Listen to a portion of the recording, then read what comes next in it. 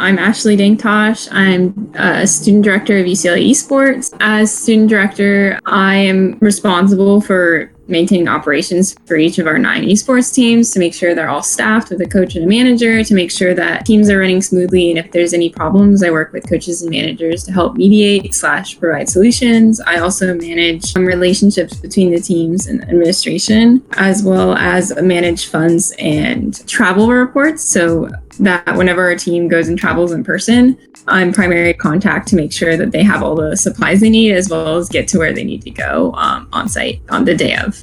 So for gaming and esports, I played games for a little bit when I was in middle school, but I didn't know esports existed until 2016 when I stayed up all night watching like every single match of the Overwatch World Cup and was like, oh my God, the people play this and like think strategically and do it at a level that like other people support them. And so I was like, okay, is there anything like this at UCLA? This is what I want to be involved in. And there was a club at the time called Esports at the Assemble UCLA. And so it was like a little scrappy club, like just starting up with a few members, and they had teams like an Overwatch and League. And when I joined, they were like trying to become bigger and trying to build their presence on campus. And so like I joined as a board member, and as time went on, like we grew a lot more and we expanded the titles. So like now we have like a Rocket League team, we have like a Dota 2 team. I guess it's been kind of cool to see the club grow from like initial 4 members to now like into the separate clubs. We have like at least 80 members in UCLA Esports that are athletes/staff, as well as in our Brewing Gaming Discord, we have 1,200 people in it. I'd say like administration, not in the sense that they're not willing to work with you or anything, is not a problem per se, but it's kind of like a roadblock that I think a lot of clubs starting out and like trying to build need to realize that is going to be like kind of something you have to work with. Because administration, whether or not they like understand what esports is, it's just also like there's a lot of loopholes, especially at like a school like UCLA, which has a lot of partnerships, a lot of contracts, and a lot of procedures that they want you to follow to the T. These things take time. And I guess the most tangible example that I can give for that is when we partnered with UCLA Rec, one of the things that they said that they wanted to help us do was to give them a practice room on campus. That was been an idea that we've had for like 2 years. And it only just opened this February. And so it just took a lot of meetings with administration, with the fire marshal, with like people who were willing to fund the room, with sponsors who were willing to give us computers for the room. And so it's kind of just like taking the time to work with the school and make them understand like the needs and why, if we want them to be the best athletes in the collegiate space, as well as the best people to put in the work and effort to represent UCLA. I think the club kind of like grew really fast at first, and then like any other club, it kind of hits a plateau, and then that's like where you kind of stagnate a little, and that takes the hard work. So one of the things that we had a problem here and there is like sometimes our events would get like over 200 people coming out to them, and then other events would get like 50, 60, and it's like, why is that discrepancy existing?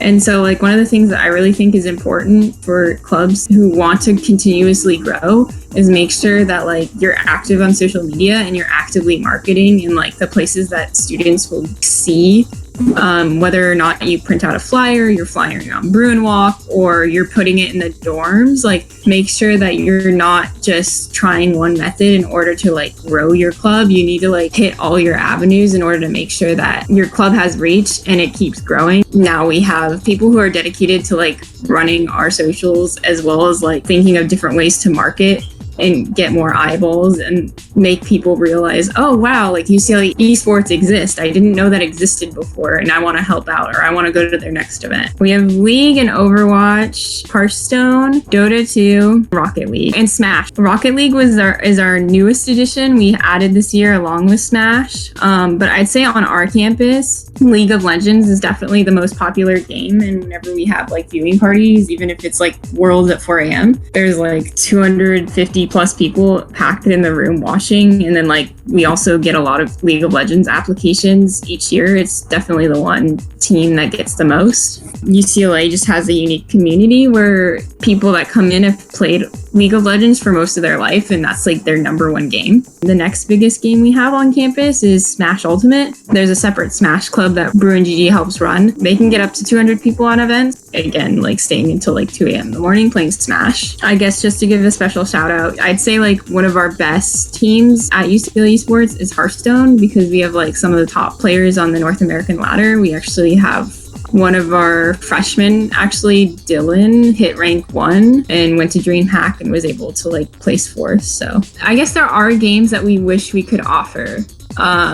But there's like reasons why we don't offer them. For instance, like CSGO is a really popular game, but the problem we face along with most other schools is administration doesn't like the violence to it. Specifically, one of our campus advisors says the fact that like it's branded with the word terrorist. That doesn't really speak well to a lot of communities on campus, in which I understand, but the fact that those games are insanely popular could, drive support for the program.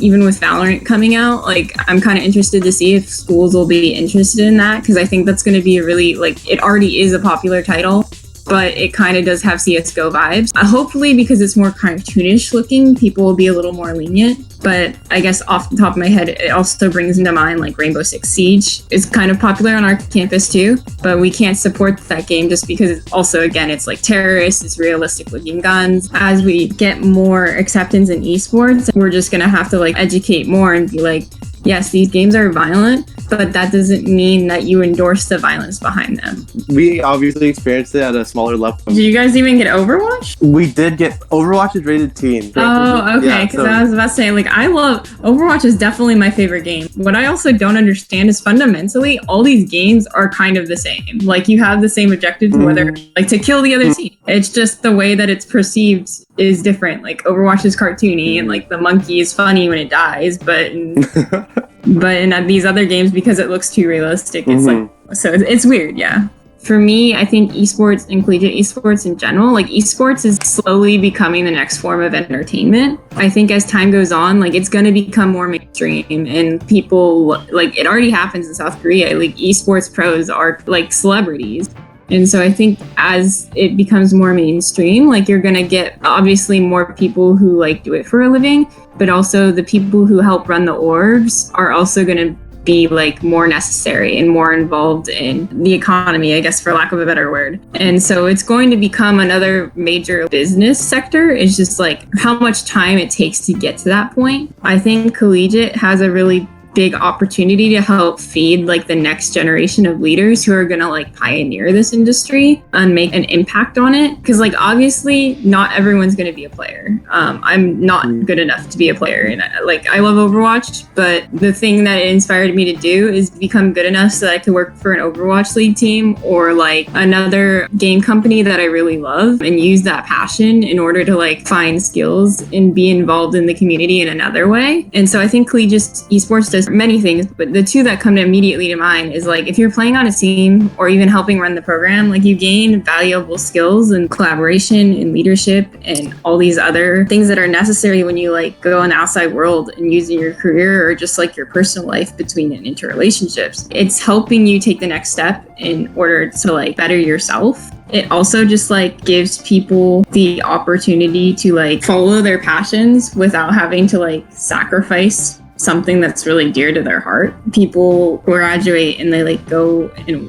they work. And so like that gives you the opportunity to train the next generation of like marketers, coders, and anyone involved in this industry. So like colleges should want to get involved because your alumni might be doing amazing things. For instance, like me and my assistant director, Kathy Gee, had an internship this summer with Immortals. On top of just gaining collegiate experience, we gave actual experience in the esports professional industry. We build connections, and then once I graduate this year and hopefully work for an esport org, I can turn back and look back at like my club. And I mean, I'm already doing this. Like I can go and recommend people in my club that I work with to give them opportunities in the field and like help them progress their career. So it's kind of like just building this network at college that you can help your peers succeed. And then once you leave college, you turn back and you pay it forward, I guess. I mean, I'm obviously a little biased, but I think it will. It's going to take time, because if you look at esports demographics, I think the age range that is the most popular watching is between like 18 and 28. And then obviously now like gaming is really like it's something almost every kid does. It's like more accepted than like as say when we were kids. Everyone from this point is growing up with gaming, and therefore it's going to be like a central part of culture going forward. And so I don't think that there's any possibility that like gaming and esports drops in popularity. It's just a matter of time.